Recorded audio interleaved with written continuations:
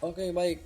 Selamat pagi ya semuanya. Ya, pada video kali ini kita akan melanjutkan materi video sebelumnya, di mana pada video sebelumnya sudah diperkenalkan tentang apa yang dimaksud dengan sistem persamaan linear ya, dan bagaimana mencari solusi dari sebuah sistem persamaan linear. Nah, kali ini kita akan membahas metode yang pertama kita, yaitu metode yang bernama eliminasi Gauss ya. Eliminasi Gauss ini tergolong direct method ya. Nah, bagaimana cara atau metode eliminasi Gauss ini ya. Jadi seperti yang sudah saya jelaskan di awal, jadi nanti dari sebuah persamaan linear itu kita bisa membawanya ke dalam bentuk matriks ya, baik AX sama dengan B ataupun bentuk augmentednya ya. Yang Anda lihat di sini, sekali lagi ini adalah bentuk augmented dari matriks yang dimaksudnya. Anda perhatikan di sini ada matriks di sebelah kiri ini ya, di mana Anda perhatikan ya, bagian A-nya ini masih berisi penuh ya. Kemudian B-nya tetap seperti ini ya. Nah, ide dari eliminasi Gauss ini adalah bagaimana kita membuat nol segitiga bawah dari matriks ini. Augmented ini. Ini seperti ini. Bentuknya sudah nol ya, segitiga bawahnya nol, sehingga diilustrasikan di sini namanya sudah jadi C dan D ya. Ada yang bisa tetap, ada yang merubah ya. Jadi kalau di sini saya menotasikannya, kalau di sini saya menggunakan notasi A dan B, sementara di sini saya menggunakan C dan D. Artinya sudah dibawa ke dalam bentuk eliminasi Gauss, di mana kita akan menolkan segitiga bawahnya, sehingga kalau segitiga bawahnya sudah nol, maka kita akan melanjutkan dengan yang namanya substitusi balik ya, di mana kita akan mendapatkan nilai X terakhir lebih dulu. Dalam hal ini kalau dia ada misalnya 3 ya, berarti X3 terlebih dahulu ya. Setelah kita dapat X3, maka kita akan naik ke persamaan berikutnya ya, memasukkan nilai X3 yang didapat untuk mencari X2. Begitu juga seterusnya, memasukkan nilai X2 dan X3 yang didapat untuk mencari X1 ya. Dengan cara demikian maka semua nilai X akan bisa didapat ya. Jadi seperti itu ya. Idenya hanya seperti itu, sehingga untuk merealisasikan ide ini kita memiliki dua cara ya. Yang pertama itu adalah cara eliminasi ya, forward elimination ya, dimana cara yang tahap pertama ini ya tahap pertama ini kita akan melakukan yang namanya operasi baris elementer ya. Mungkin ini sudah pernah Anda pelajari di SMA ya, ataupun di mata kuliah lain. Biasanya ini ada mata kuliah juga sistem linear yang membahas cara ini ya. Nah, operasi baris elementer sendiri itu ada 3 aturan ya, kalau boleh saya bilang aturan, di mana aturan yang pertama adalah kita hanya boleh mengalihkan sebuah persamaan dengan sebuah konstanta yang tidak nol. Jadi persamaannya bisa Anda dikalikan 1 kali 2 kali 3, ataupun Anda bisa mengalihkannya dengan 1/2, 1/3 ya, atau untuk melakukan pembagiannya. Jadi bisa dikalikan dengan 1/2, 3 dan seterusnya, ataupun dikalikan dengan 1/2, 1/3 ya, untuk pembagian. Nah, kemudian yang kedua adalah pertukaran dua persamaan. Jadi misalnya ada hal-hal khusus, kita bisa mentukarkan, misalnya tadinya yang persamaan kedua, di urutan kedua kita bisa naikkan dia menjadi ketiga ke 1, ataupun dari 2 dia turun ke 3. Jadi 2 dan 3 ditukar, ataupun 1 dan 2 ditukar. Jadi itu di law ya, itu bisa ya, itu bisa. Kemudian yang ketiga adalah menjumlahkan kelipatan dari suatu persamaan dengan persamaan lain ya. Menjumlahkan ini dalam arti kalau kita positif berarti menjumlahkan dengan positif ya. Kalau kita berarti menjumlahkan dengan negatif, berarti itu semuanya proses pengurangan yang terjadi ya. Jadi jangan keliru ya, seperti itu. Nah, 3 aturan ini yang akan kita lakukan untuk mengutak-atik matriks augmented ini sehingga segitiga bawahnya menjadi 0. Jadi Tujuan kita adalah membuat nol segitiga bawah dengan menggunakan operasi baris elementer. Nah, seperti itu. Kemudian setelah itu kita akan melakukan yang namanya substitusi balik atau back substitution dengan menggunakan persamaan ini ya. Jadi persamaan ini akan kita gunakan nanti, dan persamaan inilah yang nanti akan kita implementasikan dalam bentuk program nanti. Jadi xn itu sama dengan dn per cnn ya. cnn berarti kalau nn itu berarti Anda lihat kalau di matriks ada yang namanya diagonal utama ya, dari kiri atas ke kanan bawah, itu diagonal utamanya dicirikan dengan nn artinya sama, C11, C22, C33, C44 dan seterusnya ya. Kemudian ini untuk mencari X di atasnya ya, kemudian dan seterusnya sampai dengan kita mendapatkan X1 ya. Nanti akan saya jelaskan bagaimana menggunakan rumus ini sehingga bisa kita implementasikan juga dalam bentuk program ya. Oke, jadi itu dua cara. Nah, kita langsung saja masuk ke contoh soal 1 ya. Selesaikan sistem persamaan linear berikut. 2x tambah 2x1 tambah 3x2 kurang 3 sama dengan 5, dan seterusnya bisa Anda baca sendiri sampai dengan minus 2x1 tambah 3x2 kurang x3 sama dengan 1 ya. Tentunya cara pertama kita akan juga melakukan dulu format elimination ya, tentunya dengan menggunakan operasi baris elementer ya. Anda bisa menyelesaikan proses ini dengan menggunakan spreadsheet ya, atau menggunakan Excel ya. Silakan Anda lihat, mungkin ada beberapa video juga di YouTube yang bisa Anda lihat cara penyelesaiannya biar cepat ya. Kali ini saya tidak mencontohkan karena sebenarnya itu mudah ya. Saya hanya mengarahkan supaya Anda mengerti prosesnya saja. Oke, setelah itu Anda melakukan back substitution manual ya. Jadi tugas kita pertama membawa bentuk persamaan ini ya, persamaan linear ini ke dalam bentuk augmented-nya ya. Jadi seperti ini ya. Ini adalah bentuk augmented dari persamaan yang disoalkan tadi ya. Kemudian kita melakukan operasi baris elementer. Yang pertama ya, saya jelaskan, mohon perhatian, kita akan menolkan bagian yang di bawah sini. Jadi di kolom pertama baris kedua. Jadi sekali lagi kolom pertama baris kedua. Nah, caranya adalah kita akan menggunakan persamaan ini ya. Jadi mohon maaf, ini bukan matriks tapi ini adalah langkahnya. Jadi R2 ya dikurangi dengan 4/2 R1. Nah, dapat dari mana ini angka di sini adalah di sini ya. 4/2 ya. Jadi di sini baris yang pertama ini dinamakan baris pivot ya. Kemudian elemen yang menjadi patokan di sini yang angka 2 ini itu biasanya dinamakan dengan elemen pivot ya. Sehingga di mana elemen pivot kita adalah 2 sekarang. Jadi supaya baris ataupun elemen di bawah sini menjadi 0, maka langkah yang kita lakukan adalah mengikuti rumus ini ya. Jadi R2 atau row 2 atau biasa juga orang menulisnya dengan notasi B2 ya, akan dikurangi dengan 4/2 R1. Jadi 4/2 ya, 4/2 R1. R1 itu artinya baris yang pertama ya. 4/2 itu adalah 2 ya kan. Artinya apa? Baris 1 ini kita akan kalikan dengan 2 ya.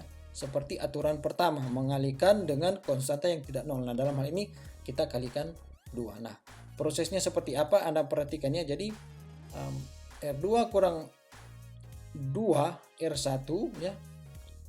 Hasilnya kita akan taruh di baris kedua. Jadi 4 dikurangi dengan 2 kali R1. R1 kalau di posisi sini sekarang elemennya 2, berarti apa? 4 dikurangi dengan 2 dikali 2. Berarti apa? 0 ya kan, jadi 0 ya. Nah, ini sudah 0, tetapi nilai selanjutnya pada baris ini harus dilakukan dengan cara yang sama. Jadi tetap di sini kita akan melakukan, jadi 4 dikurangi dengan 2 kali 3 ya. Jadi 4 dikurangi 2 kali 3 itu adalah 6. Jadi hasilnya minus 2. Ya, jadi seperti itu operasinya kita lakukan di sini, kemudian hasilnya kita simpan di matriks yang sebelah sini ya.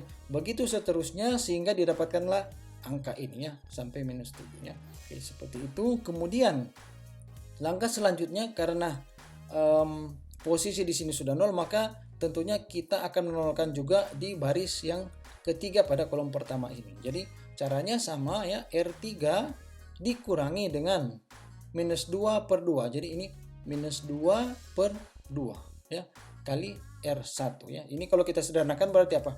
R3 ditambah dengan R1. Jadi minus 2 ditambah 2 sama dengan 0 ya. Kemudian 3 ditambah 3 sama dengan 6 ya.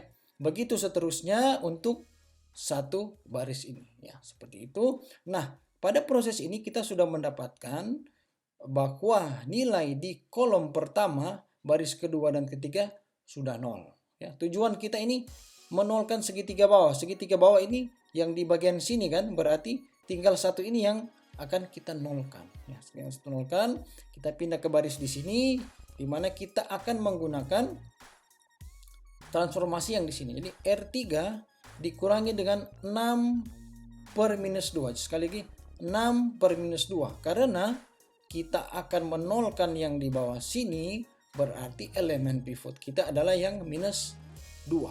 Sementara persamaan pivot kita itu yang baris kedua ini ya, R2 ya.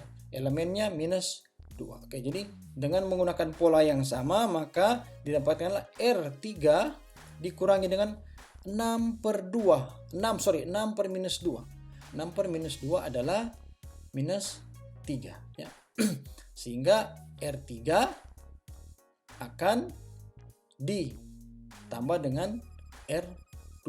Sekali lagi R3 akan ditambah dengan R2.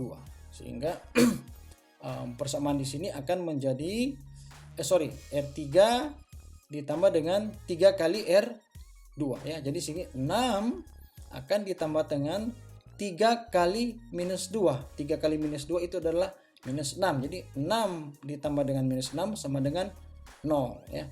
Begitu seterusnya persamaan transformasi ini berlaku untuk semua baris, sehingga Anda bisa mengalihkan. Jadi ini minus 2 ditambah dengan 3 kali R2 ya, didapatkanlah minus 5 dan seterusnya minus 15 ya. Sampai di sini proses kita sudah selesai untuk forward elimination ya, sehingga kita tinggal melakukan back substitution ya. Dari sini sudah terlihat sebenarnya X3 ya.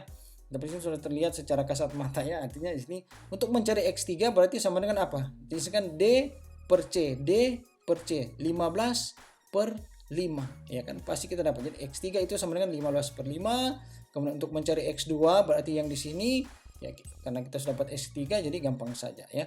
Saya akan tunjukkan caranya dengan berpatokan kepada rumus back substitution ya. Ini seperti itu.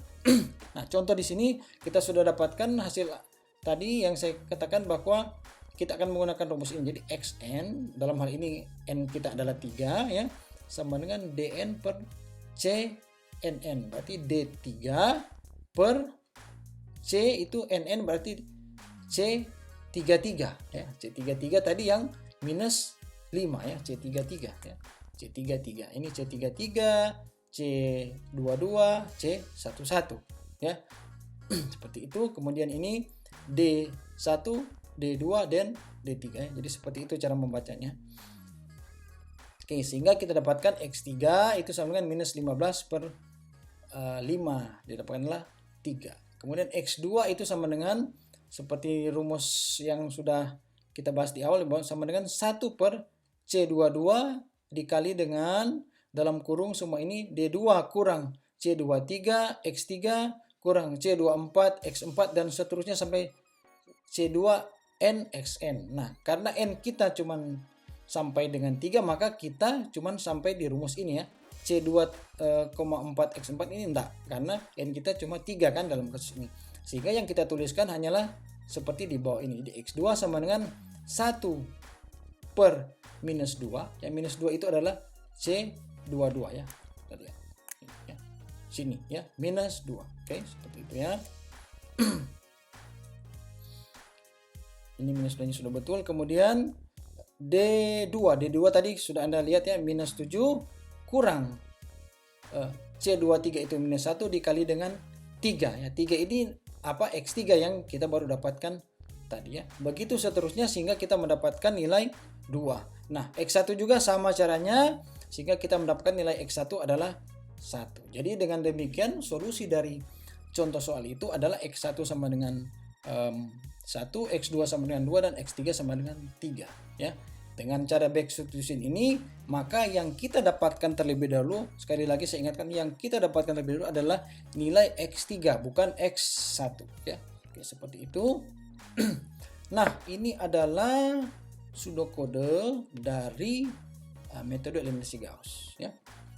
Diambil dari buku Caprai seperti ini forwardnya, ini yang back substitution. Oke, seperti itu.